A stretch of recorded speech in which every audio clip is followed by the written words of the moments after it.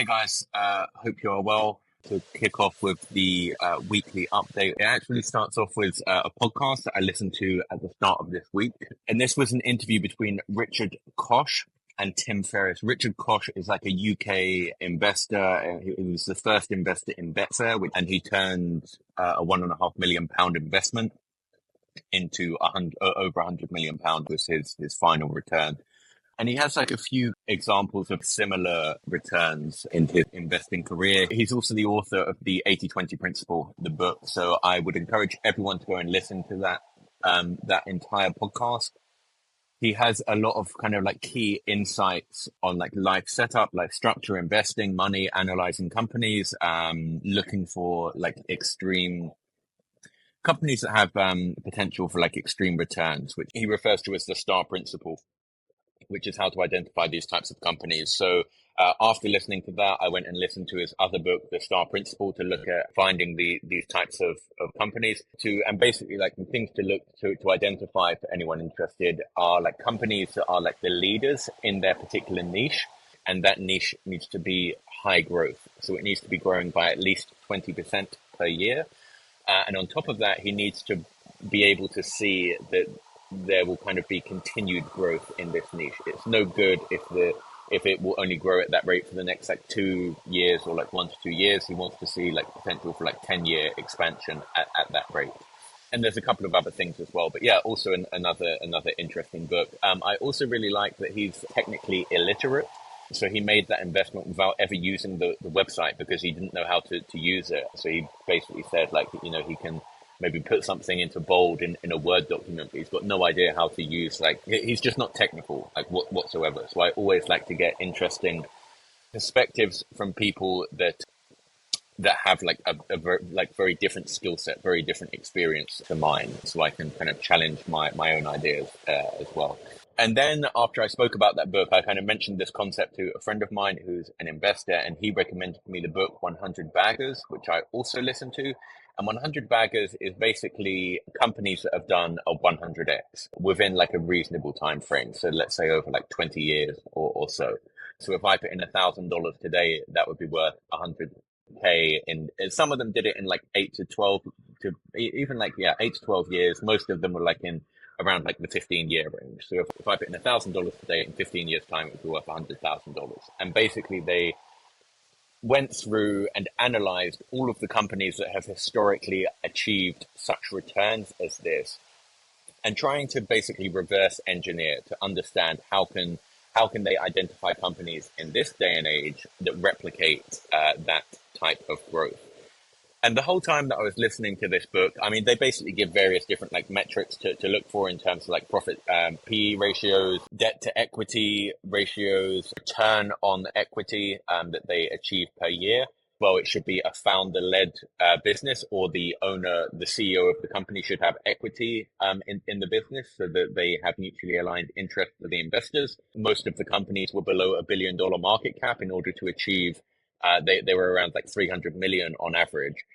So in order to achieve the like 100x return, it's much easier if it's a smaller company. It's much harder for like a $10 billion company to go to $1 trillion rather than a $300 million company just to go to like a few hundred billion. They were like kind of the key things to look for. And they basically at the start of the book, they say that they spent a load of time. They had a large team of people. I think they said like 40 or 50 people to kind of analyze this data set to kind of work out what were the outliers that achieved those types of returns. And they invested a lot of money in order to kind of get this data. And I was just thinking this is literally the perfect thing to do that automation is suited for. So I spent the week building out a Airtable, basically investment finder. This is kind of a perfect example of just demonstrating the power of automation. And not only that, but how automation can be applied into almost anything. Things like this, there are APIs for financial data. There's APIs, there's a few out there, one like Seeking Alpha, another one called 12 Data. And I pieced a few of these different APIs together. I extracted the entire NASDAQ, every single listing, every ticker on the NASDAQ stock exchange. But you could also, I was just building this out to test it, but you could also do other stock exchanges within the US. You could look at doing micro caps. You could look at doing other countries. Like I was looking at doing the UK, perhaps Australia and Argentina as well. Argentina keeps coming up on my radar at the moment, actually. Dumped all of these into an Airtable, and you can just extract all of the data on APIs to work out all of these different ratios that they're using in 100 baggers to see which companies fit into this investment criteria. You could also use like the Richard Koch star principle that I mentioned, where you look for companies that are receiving 20% growth every single year, and it's a leader in its niche. It can all be automated. And so that's what I spent this week building out, gathering all of these ratios to basically find companies that fit within these investment principles from these books I was reading. And it's very, very easy to do within Airtable. You just need to know what are the specifics they're looking for in these companies, and you just apply filters in Airtable views. After reading that book, I built this out. It took me about a day to build, and I analyzed the 5,000 companies, turned me 8 companies that matched these investment criteria. And then I backdated that to work out if I had invested because I obviously only just built it. So I then added in all of the data, the historical data, up until 2019 to work out what would my returns have been if I'd invested in these companies 5 years ago. And it would have been 346%. On average, they were returning, I think it was 47% or something per year. There were a couple that did really, really well that got like 10x plus over that time period. There were a couple of losers. There was one company that went completely bankrupt, so that would have gone to zero. But the point is if you're going for these 100x companies, you only need to be right on like 1 out of 10 of them to just see insane returns. So again, I think this is like really, really interesting. So I'm expanding on this as well. I know that there are also like investment tools and for kind of doing stuff like this as well. But to be honest, I prefer to have complete control over the data because I can add in other things as well. So I had a few ideas when talking to a friend of mine. You could add in Google search data for these specific companies that you're tracking and having like keyword related, track keyword specific search terms related to this business. And if you start to see a breakout in a specific search term that company is able to capitalize on, or it could be the search term of the company itself, that could be a positive indicator. You can also extract and track all of the LinkedIn employees of that company, again, all automatically, just using LinkedIn APIs to look for any like kind of key changes as well, or any like key hires that they make or people who left. You can also add in social media tracking. So I thought this could be quite interesting to track the social media growth, the average social media growth of these specific companies. And if they start to see a breakout in social media followers coming in, that could also be something interesting to track, assuming that they're not buying fake followers, of course. And by the way, this isn't me like kind of saying this is something that is going to make you super rich. I've actually not put in any money into this yet, but I am going to. I think just for the fun of it, maybe I'll put like, I don't know, 5 or 10K into each of these companies that are recommended. And I actually wish I had done because one of them is up 10% since I built this. So it all looks very like, it appears to work. So I'm going to like try this out with like a bit of money and then add in my own kind of spin onto things as well. But the reason for talking about this is more just kind of highlighting the possibilities of automation. We know that a lot of jobs are going to be replaced by AI. We know that analysis is going to be one of them. Essentially, what I'm talking about here, analyzing these ratios between different companies. It is so easy to replace. Like I've literally built this out in a day, and in this book they said that it took them months, and they had like 40 or 50 people working on this.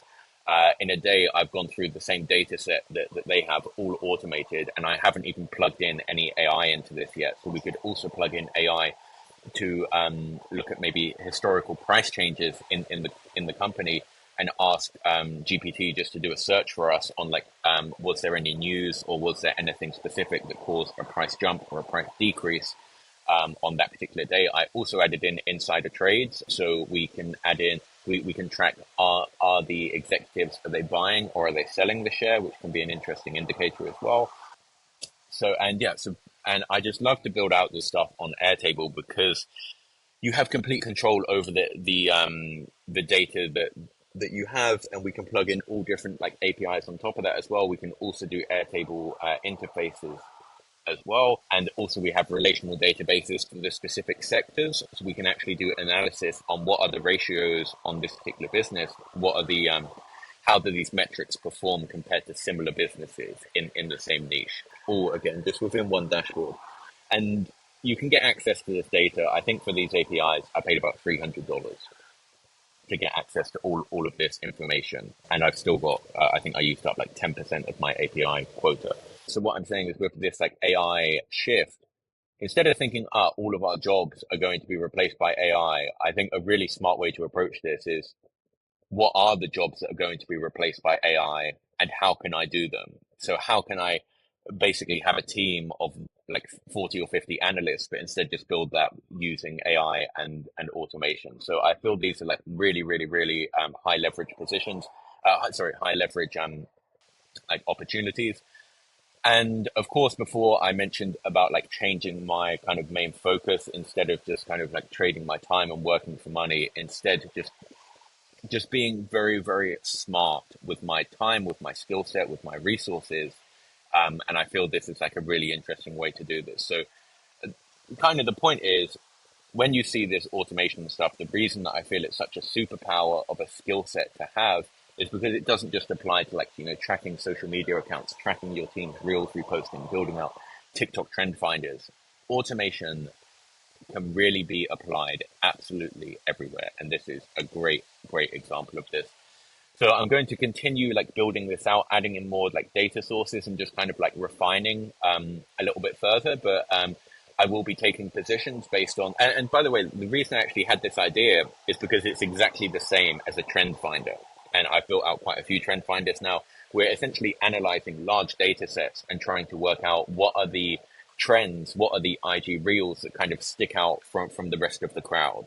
How can we apply that? How can we apply a trend finder to basically a stock trend finder? It's literally the exact same like logic and principles, but instead of reverse engineering the Instagram algorithm, we are trying to reverse engineer high performing stocks. But the benefit of that is all of the information for stocks is publicly available. Like they publish it and there's APIs for that. Whereas how Instagram's algorithm actually works is all hidden and behind the scenes, and we have to try and reverse engineer and guess at how it actually works based on the data that we have. Whereas with the stock market, everything is like publicly available to you.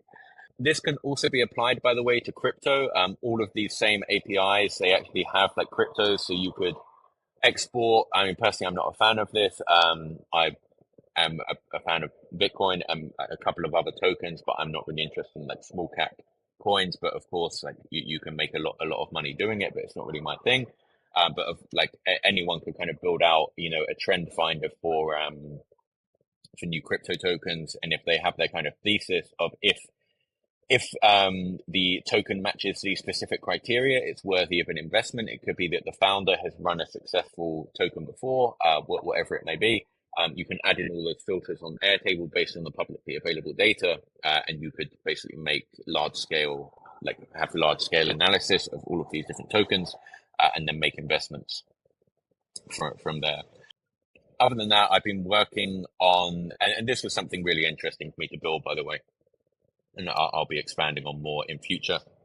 I'll put it as well in the school automation community, how this was actually built, and I can share the template as well and like the Airtable and kind of walk through everything and how everything kind of comes in together. But again, this isn't financial advice. This is just me taking investment principles that I've read in different books and applying automation and AI to them, and leverage. In fact, I guess to talk about like first is like the Trump situation. I don't really like to get involved in politics, but for me, this was like, I knew that like the world is pretty much a mess at the moment. I don't mean to sound negative, but like we've just never been closer to kind of World War III. A lot of the things that I see in the news every day are just like insane. I don't even read the news; like these things are just kind of like popping up, or things that you hear about. But I think this Trump shooting was kind of like the biggest wake up call to a lot of people of how much like the US has fallen. Um, Not just the US, by the way. Like I literally, like the UK, I left many years ago because like the UK is going downhill as well. I left when I was about 22. I'm 28 now, 29 next month. the West is kind of, is just going downhill, and I moved to Eastern Europe, and things were like a much better, but it still has its own like set of problems. But like, the point is if you are like unhappy with there's like a really interesting phrase by like Nomad Capitalist of go where you are treated best. And this is so simple and such an elegant saying, but it applies so well. If you are unhappy with the current situation in whatever country you are in, be it like the government that's picked or and this is why I said I don't care about politics, because when the UK left the EU, I was very against that. I wanted to stay within the EU. But I know that I have no power over over the situation. I can't change anything. So the only thing that I can change is my reality. I can choose to change countries and to go somewhere where I agree with the direction, with the leadership, and I feel that I'm treated well. And that is like kind of the beauty of life, assuming that you're not living in like a dictatorship where you're not able to leave the country. If you're not happy with anything, you are able to do something about it. You can go into a different country. You can go and live somewhere else. We have kind of and like, of course, you need location freedom, which is why I think the most powerful things to have in your life are location freedom, time freedom, and financial freedom. Um, because if you're not happy with something, I can literally change the situation. If a law changes or the government changes in whatever country I'm in, I can be on a flight the same day to go somewhere else where I feel that I'm treated better. And I spent a lot of years like traveling around. I think I've been to about 70 or 80 different countries looking for places to live where I felt that I was treated well. And then when I'm not happy with, like, if something changes that I then disagree with, you have complete ownership and complete control of your life. Although a lot of people don't take ownership and control of their life, you always have the option there to do so. Um, and that's exactly what I do. Like, and a perfect example would be like my father, who is, is quite negative, and just complains about things that he has no control over, about global warming, about the government, about politics, about anything. Like, you know, high level problems where he has no input or no impact on these issues. So my philosophy is, why worry about them? Instead, worry about the things that you do have control over: your health, how you spend your time, your finances, and the people around you, the people that you care about, taking care of them and making sure that they are comfortable. But other than that, it's selfish. Like my view is very much care about me and care about like the people around me, and don't care about like the wider issues, because I don't have any impact on them. Leave them down to like the government and like the certain like authorities to handle those issues. And if you don't like the way that they're being handled, you know, social issues, the way that the government is handling anything, crime in your country or whatever, taxes, if you don't like it, you can leave, and you can go somewhere else where go where you are treated best. Again, that's why it's such an elegant but true saying. And a friend of mine mentioned to me as well that money also goes where it's treated best, which I also thought was another really interesting way to look at it. If you look at an investment, if someone's able to get a specific return, like a high return on something, money gets allocated. Um, Money gets put where it's treated best. That applies to countries, to, for example, for taxes. How many people, when they start to make money, start looking at you know, offshore setups? I know I certainly did, of relinquishing my tax status within the UK, to go to a more tax-friendly country. You can also have tax-friendly businesses. If we, for example, we saw in Delaware in the US, generally money and business is treated better in Delaware, although that's now actually questionable after the whole recent Elon Musk situation, but it would have always been a trend for like companies to incorporate in Delaware, because they know that they're going to be treated better compared to other states. So again, very simple but very elegant, elegant saying, and very true. So the reason for talking about that is I am currently looking at moving away from Georgia. I haven't actually been back to Georgia for, I think, close to 2 years now. It's definitely been about 18 months.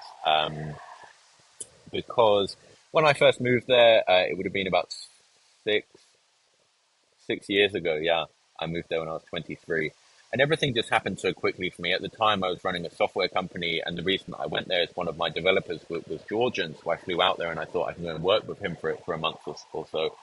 A month turned into 4 years. I ended up making an Instagram marketing agency out there that became the largest Instagram marketing agency at the time. We had about 140 employees, and we just saw like tremendous growth. It grew to about 70 employees within 3 months.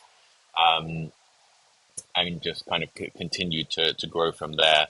And I worked on that business for 2 years, and then I exited from that company. I sold back to my co-founder, but I had an apartment, I had some cars in Georgia, and I had a load of assets and a load of phones and stuff. But the time has now come, basically because of the global landscape. I think that to be kind of adaptable and truly location independent, I mentioned before, I really feel like what you own ends up owning you. And I probably have a bit over like $500,000 in capital tied up in Georgia in terms of apartment, cars, or car actually, the other one blew up, but and then phones and just like things around the apartment instead to free up that capital and have that money working for you and achieve even further location independence. It's like the move that I'm currently looking to make. So I'm yeah, basically looking at like freeing myself from Georgia over like the coming like month or two. That's quite a big priority for me because Georgia's located basically in a very interesting geographical location. It's kind of surrounded by unstable countries. Georgia was also invaded by 2008, and basically, if things were to kick off, it's quite likely it would be in that part of the world. Of course, like I hope it doesn't. Georgia also had massive protests because there was a Russian law passed, and just about a month or two ago, the people were kind of very against. And the reason for the invasion, again, I don't want to get too political, but the reason for the invasion of Ukraine is because Ukraine was looking at expanding into NATO. Georgia is also trying to. I don't think Putin is going to be too happy about that. So it's just a tactical move for me to not tie down any. Of course, I absolutely hope none of this ever happens. I have friends in Georgia and so on. But just for me to like move my resources out of a country that I'm not sure about the and not even just Georgia. I'm not sure about the kind of the global future, particularly if like World War III it does start to happen, which I unfortunately do think is a possibility at the moment. I'd say we've never been closer to it than we are right now, if we're not already seeing the start of it. So again, it's never been more important for a man or for anyone to have location freedom and financial freedom. If there's World War III, I think time freedom becomes less of a priority, but the ability to move around the world into and have the financial freedom to be able to do that. So if something does go wrong, you can be the first person on a private jet to safety. But yeah, like again, it sounds all very negative. I hope this doesn't like none of this does happen. It's more just I don't feel like going back to Georgia, and I have a lot of capital and resources kind of tied up there that I can free up and put into investments. Yeah, other than that, I've been like, we also have two farms at the moment, by the way. We have one farm in the UK, which is a fully automated farm, again, on real devices, but just running automation on those devices. And we also have a farm in Georgia. In Georgia, we manage about almost 3,000 accounts at the moment, 3,000 IG accounts. And in the UK, it was about 400, but I think only 100 of them are active at the moment because we were waiting to solve unique content on Reels, which we have now solved. And yeah, I guess that's another interesting thing as well. We have also solved unique content for Reels using a couple of different strategies. Yeah.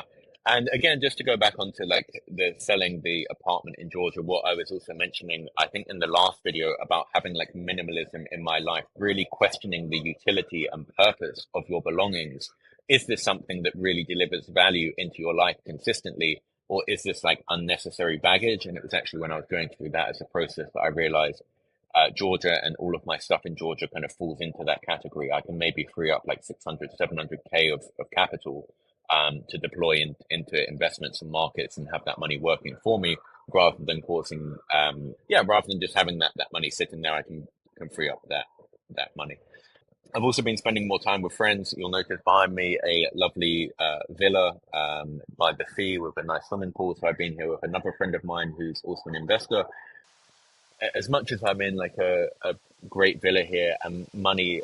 It's great to have like financial freedom. In terms of like the happiness, I just realized more and more for me comes from like the simpler things in life. It's not the villa itself. It's not that stuff. It's like being around um, high level, interesting people is where most happiness comes from.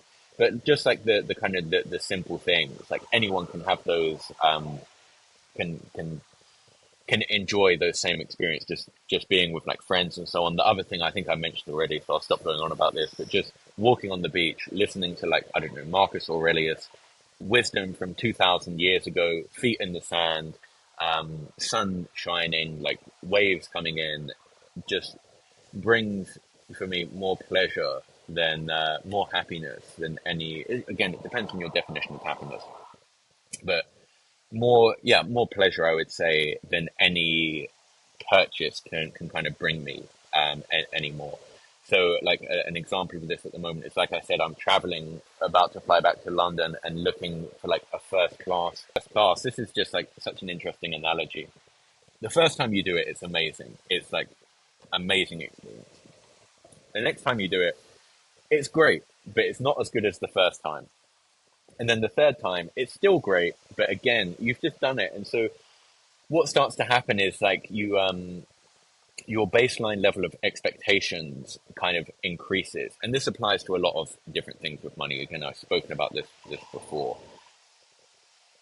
And the problem is basically, what if someone is to fly business class and they've never done it before, they're going to love that experience. Still, it's a great experience. Everything is great, but in my mind, it's just not as good because I've had something better before. And so you kind of get stuck in this like toxic trap, this toxic cycle of of needing to always like push the boundaries. And I actually heard Dan Bilzerian talking about this. And there's basically a limit to how much to what you can buy.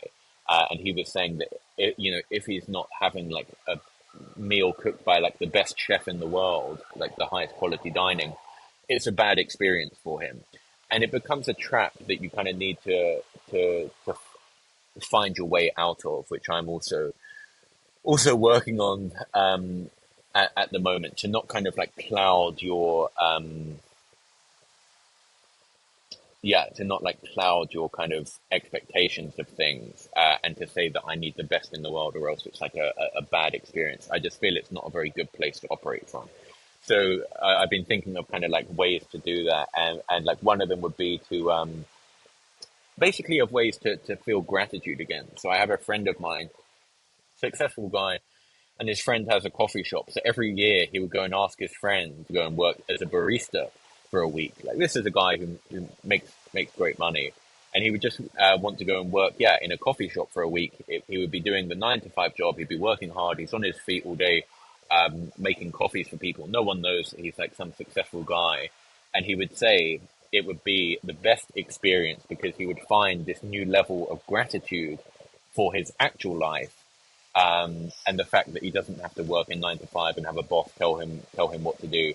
So like really interesting concepts. So I think there's things like that you can do. I've also never stayed in a hostel in my life as well, which is kind of like bare, like I guess lowest level cheap living. But maybe I would go there and have like a great time. So I'm thinking of like these different ways to kind of because again, like the other analogy is right is that then I'm saying for me, like staying in a hostel would be a bad experience, but there's people in the world who are like dreaming of just going traveling or visiting a different country. And if they were staying in a hostel, it would be like the best experience of their life. And then there's other people who don't even dream of leaving the country because they are not able to. And I am here living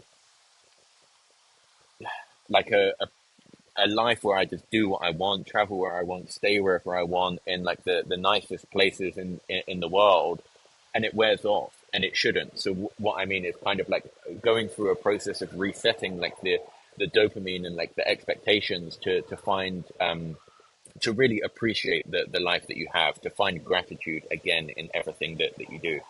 Which leads me on to the next point. I think I've spoken about this before, but gratitude is just something that keeps on appearing more and more in my life. That that if happiness is your main goal in life, I believe that it starts with gratitude. If you're not happy with what you have, there's nothing wrong with wanting to change your situation. But for example, if you're not happy with the amount of money that you earn at the moment, by simply having your goal of you want to earn more money, what you'll find is when you reach that goal, the goalposts simply change. You'll realize that you're not happy with that level of earnings as well, and you're always kind of pushing forward as well. This is also the curse of ambition, which I think most people who are entrepreneurs are ambitious. I certainly am. The curse of ambition is when you achieve the goal that you want simply by the very nature of being ambitious. You set a new goal and you don't take too much time to kind of actually appreciate where you are and what you've achieved and like the life that you're kind of living. So I'm now making more of like a conscious effort to really every day show gratitude and appreciation.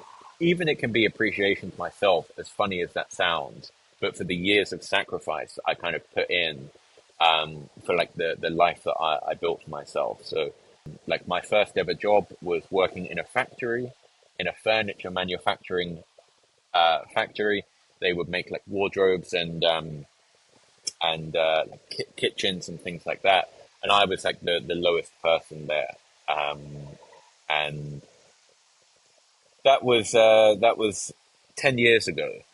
I would have been 17, 18 when I was working there. And to see how much my life has changed from then in 10 years. My job was literally cleaning the floors and carrying stuff to the vans for it to be delivered out to, and I was the only person who did that. I was like the lowest person in that job. And to see, and I've got no qualifications in school. I've spoken about this before in my life video. Maybe I should do an update on that. But yeah, just appreciating. And I don't give this as like a sympathy story. I think everyone kind of has the same story. All of my entrepreneurial friends that were kind of told in school that they wouldn't amount to anything, simply because they didn't fit within the system, the educational system. They were told that they wouldn't amount to anything, and I have so many friends that have like the same kind of story as me, similar kind of starting, starting from nothing and just seeing this isn't the life that I want, and instead just building something else. And you should take time to appreciate and be grateful for how far you've come and for this for the life that you have. So yeah, I'm guess we'll leave it on that note. I'm feeling good, feeling happy, feeling grateful, and I wish the same to you.